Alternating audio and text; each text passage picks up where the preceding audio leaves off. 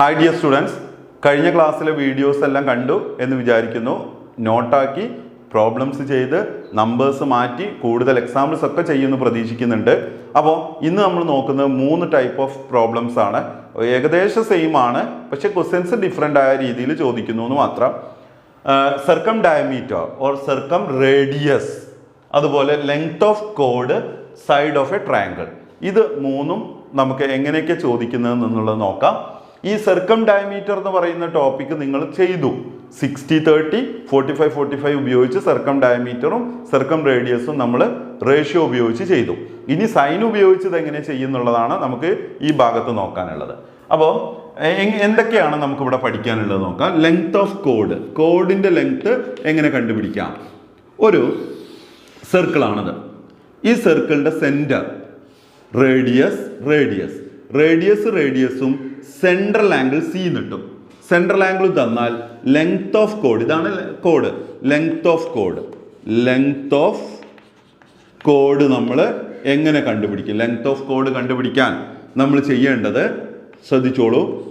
2r sign തന്ന central ആംഗിളിന്റെ പകുതി c/2 degree, അത്രയേ ഉള്ളൂ. 2r എന്ന് പറഞ്ഞാൽ radius, circumradius or radius into 2 diameter. അപ്പോൾ ഡയമീറ്റർ എന്ന് പറയുകയാണെങ്കിൽ 2r ആണെന്ന് മനസ്സിലാക്കാൻ കഴിയുമല്ലോ. 2r sign c/2 degree. Problems നമുക്ക് പിന്നെ ചെയ്യാം, ഈ ഇക്വേഷൻ മാത്രം ഒന്ന് നോക്കാം. അടുത്ത ക്വസ്റ്റ്യൻ, ഒരു ട്രയാങ്കിളിൻ്റെ ഒരു ആംഗിളും സർക്കം റേഡിയസ് ഓർ സർക്കം ഡയമീറ്ററും തന്നാൽ എങ്ങനെയാണ് നമ്മൾ തേർഡ് സൈഡ് കണ്ടുപിടിക്കുക. അതുപോലെ തന്നെ ലെങ്ത് ഓഫ് കോഡ് കഴിഞ്ഞു, സർക്കം ഡയമീറ്റർ. ഇനി അടുത്തതെന്ന് സർക്കം ഡയമീറ്റർ പറയാം. ഡയമീറ്റർ എങ്ങനെ കണ്ടുപിടിക്കും. സർക്കം ഡയമീറ്റർ എന്ന് പറഞ്ഞാൽ 2r, റേഡിയസ് എന്ന് പറഞ്ഞാൽ r. ഇതെങ്ങനെ കണ്ടുപിടിക്കും നോക്കാം ആദ്യം. അതിനുശേഷം സൈഡ് ഓഫ് എ ട്രയാങ്കിൾ പറയാം. ABC, ഒരു ട്രയാങ്കിളിന്റെ 3 ആംഗിൾ ABC. ആംഗിൾ എക്ക് ഓപ്പോസിറ്റ് ഉള്ള side small letter A, angle ബിക്ക് ഓപ്പോസിറ്റ് ഉള്ള side small letter B, angle സിക്ക് ഓപ്പോസിറ്റ് ഉള്ള സൈഡ് സ്മോൾ ലെറ്റർ സി. അങ്ങനെയെങ്കിൽ നമുക്ക് സർക്കം ഡയമീറ്റർ 2r കണ്ടുപിടിക്കാൻ എ എന്ന സൈഡാണ് തന്നതെങ്കിൽ a/sin A, ക്യാപിറ്റൽ എ ആംഗിളും അതിന്റെ ഓപ്പോസിറ്റ് സൈഡും തരണം. ഒരു ആംഗിളും അതിന്റെ ഓപ്പോസിറ്റ് സൈഡും തരണം, എന്നാലാണ് സർക്കം ഡയമീറ്റർ ചെയ്യാൻ പറ്റുക. 2r ഈക്വൽ ടു ബിയും ബി എന്നുള്ള ഓപ്പോസിറ്റ് സൈഡുകൾ തന്നു വെച്ചാൽ 2r equal to b/sin B, 2r equal to c/sin C. അങ്ങനെ നമുക്ക് സർക്കം ഡയമീറ്റർ കണ്ടുപിടിക്കാൻ ഈ ഇക്വേഷൻ ഉപയോഗിക്കാം. ഇതും എന്താ വ്യത്യാസം? ഒരു വ്യത്യാസവും ഇല്ല. നോക്കിക്കോളൂ, സീൻ്റെ ഹാഫ് c/2, ഓക്കെ അല്ലേ.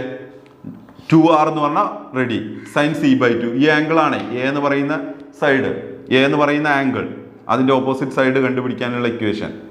Side of A code, diameter കാണാനും റേഡിയസ് കാണാനും.